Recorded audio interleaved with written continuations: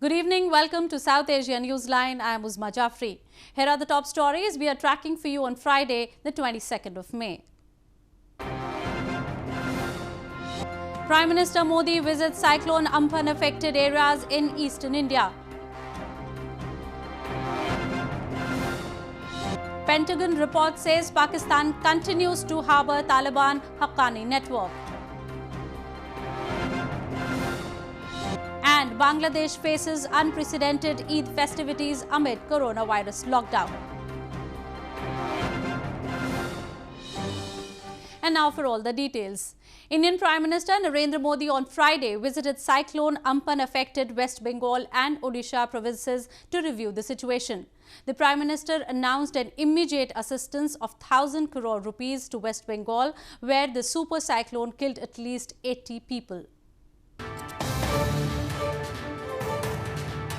Indian Prime Minister Narendra Modi on Friday visited India's West Bengal to take stock of the post-cyclone Amphan situation in the province, where at least 80 people lost their lives due to the natural calamity. The Prime Minister undertook an aerial survey of Cyclone Amphan affected areas in West Bengal, accompanied by Chief Minister Mamata Banerjee. The duo were seen wearing face masks as they witnessed the devastation and flooding caused by the super cyclone. Modi later held a review meeting with the Chief Minister and other top government officials. He said the central government stands with West Bengal in these testing times and will provide immediate advance assistance of rupees 1,000 crore. अभी तत्काल जो इस संकट की घड़ी में राज्य सरकार को कठिनाई न हो, इसके लिए एक एडवांस असिस्टेंस के रूप में 1,000 करोड़ रुपया भारत सरकार की तरफ से व्यवस्था की जाएगी.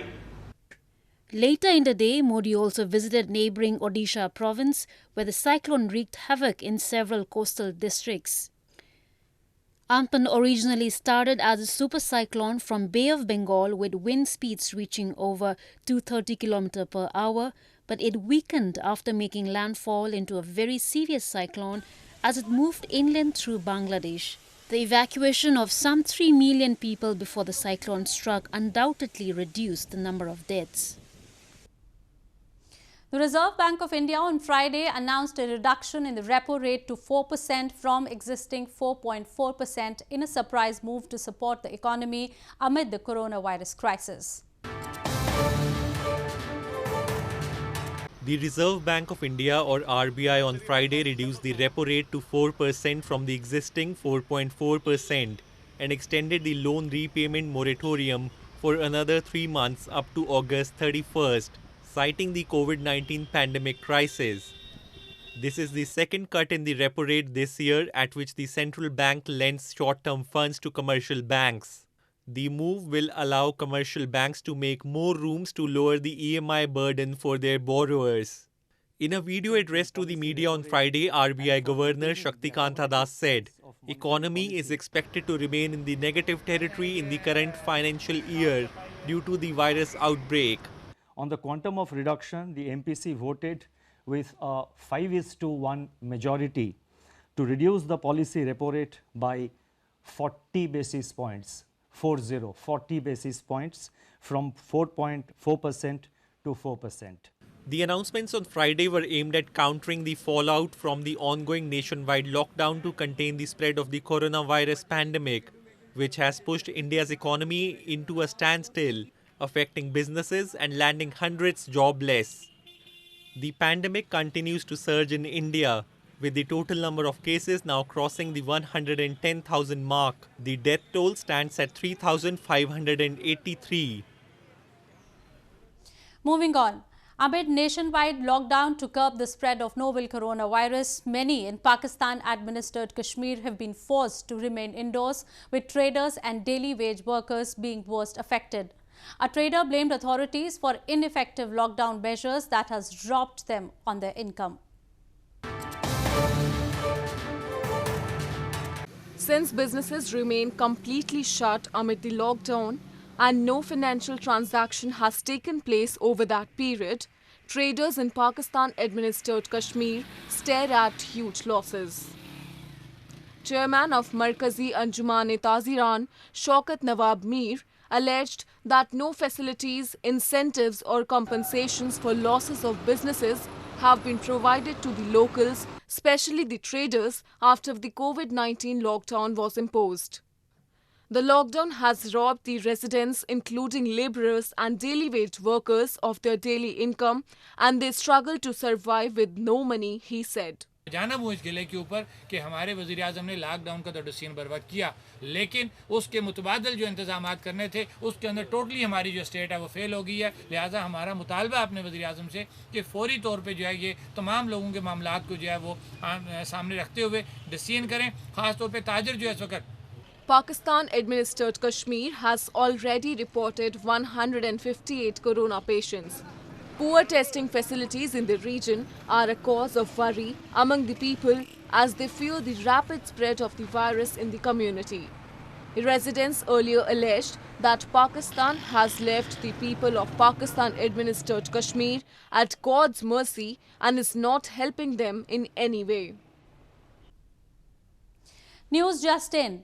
A Pakistan International Airlines aircraft crashed in a residential area near the Karachi Airport on Friday. The airline's spokesperson Abdul Sattar confirmed the crash and said that the flight from Lahore was carrying 90 passengers and 8 crew members.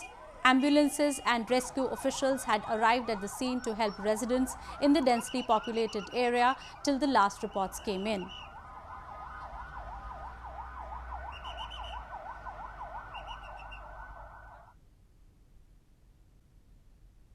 More on news from Pakistan.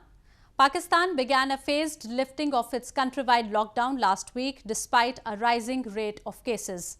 Businesses were allowed to reopen with measures such as social distancing and limits on the number of customers, but that move may be too late for many as the lockdown has deflated Ramadan sales for businessmen.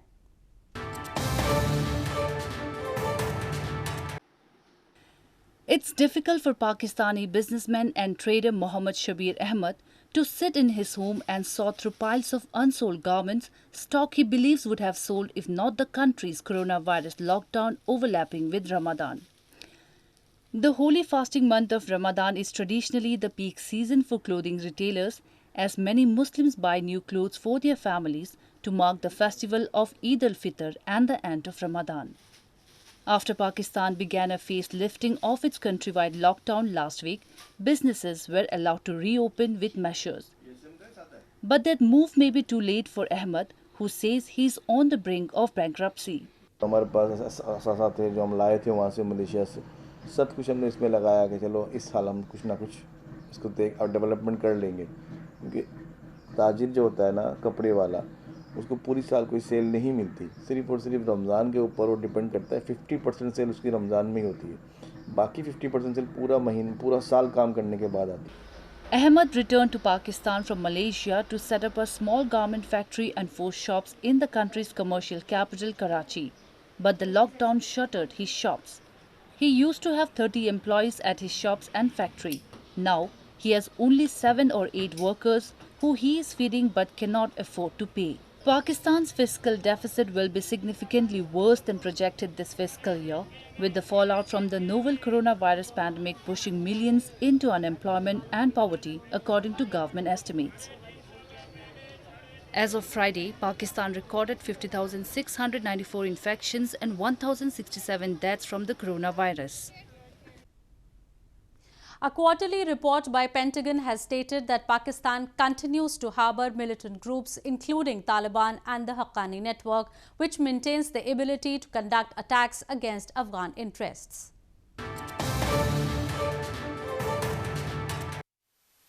A quarterly report by the U.S. Department of Defense to Congress released this week states that Pakistan continues to harbour the Taliban and associated militant groups such as Haqqani Network, which maintains the ability to conduct attacks against Afghan interests.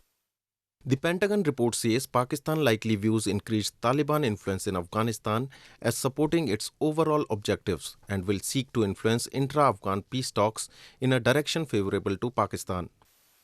It observes Pakistan's strategic objectives in Afghanistan continue to be countering Indian influence and mitigating spillover of instability into its territory. The report comes nearly 3 months after the signing of the US-Taliban agreement in Doha on February 29. which established a framework for the conditional withdrawal of American troops from Afghanistan and the path towards intra-Afghan talks.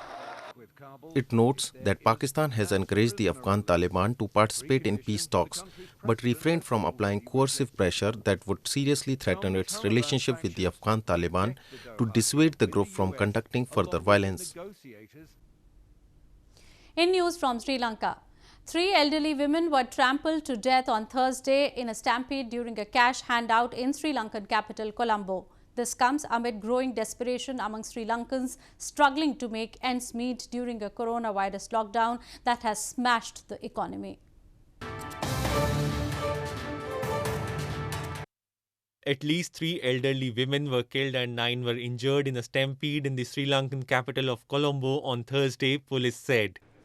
The stampede occurred when a local businessman was handing out cash to the poor along with 5 of his associates on the eve of the last Friday before Eid. Maliga Vatta, a township in the capital where the incident took place, has a large Muslim population.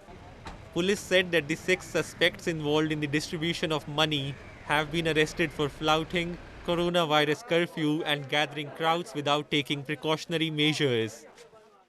මෙතන ව්‍යාපාරිකයෙක් ඉන්නවා එයා එම අවුරුද්දම මේකට දෙනවා සල්ලි. ඒක ගණ්ඩ ආපු කට්ටිය තමයි ආරංචි වලන්ට ඔක්කොම එක පාර්ටියට තමයි වැටුනේ. වෙටන 10ක් විතර එයාගේ වාහනයෙන් අරගෙන ගිය හොස්පිටල් එකට. Currently, Colombo is under a 24-hour curfew to contain coronavirus spread. But essential public and private sector establishments such as government offices and shops are functioning. Sri Lanka has so far recorded 1,030 coronavirus infections with 9 deaths. Cyclone Amphan has left behind a trail of destruction in Bangladesh's coastal areas, affecting more than 1 million people. While restoration process is underway, villagers in Satkhira District were seen joining hands to repair the broken water embankment that left their village flooded due to the cyclone.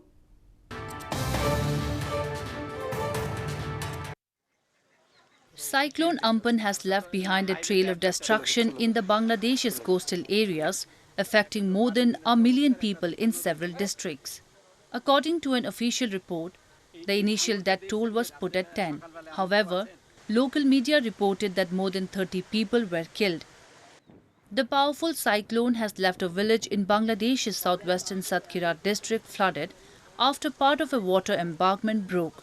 Villagers could be seen trying to repair the broken water embankment on Thursday after the cyclone Amphan hit eastern India and Bangladesh on Wednesday. Amphan barreled in from the Bay of Bengal on Wednesday. A storm surge of around 5 meters caused flooding across low-lying coastal areas in eastern India and Bangladesh. It weakened after making landfall, moved inland through Bangladesh.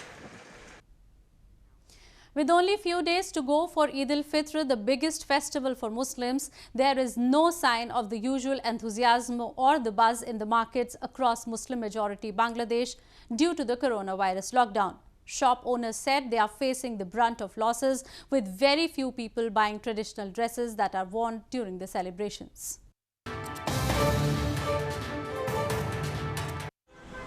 Eid preparations in the Bangladeshi capital Dhaka has changed this year amid an imposed lockdown due to the novel coronavirus. Bangladesh has been under lockdown since March 26 and this has been extended until May 31st, affecting the religious celebration, with fewer shops being allowed to open to curb the spread of the virus. Eid Al Fitr is a major festival in the Muslim calendar, signifying the end of the fasting month of Ramadan, and is traditionally celebrated by tucking into a large feast with family members. আমরা চরম ক্ষতিগ্রস্ত তারপরও দোকান খুলেছি যাতে অন্তত আমাদের cash যা ছিল সব তো শেষ অন্তত আমাদের এই পণ্যগুলো যদি ঠিক থাকে আল্লাহ সুবহানাহু ওয়া তাআলা হয়তো এই দিন রাখবে না যখন দিনগুলো ভালো হবে তখন আমরা এই পুঁজি নিয়ে আবার নতুন করে জীবনযাত্রা শুরু করব Normally on the days near Eid, Bangladesh witnesses big congregations, but the shadow of coronavirus has made that impossible this year. Bangladesh as of Friday recorded a total of 28,511 cases with 408 deaths due to the deadly virus. Well, that's all we have for you from South Asia this evening. Now our viewers can watch the show on SouthAsiaNewsline.com. You can also visit us on Facebook.com/SAsiaNewsline and follow us on Twitter @SAsiaNewsline. That's all in tonight's edition. We will see you same time next week. Have a great weekend. Good night.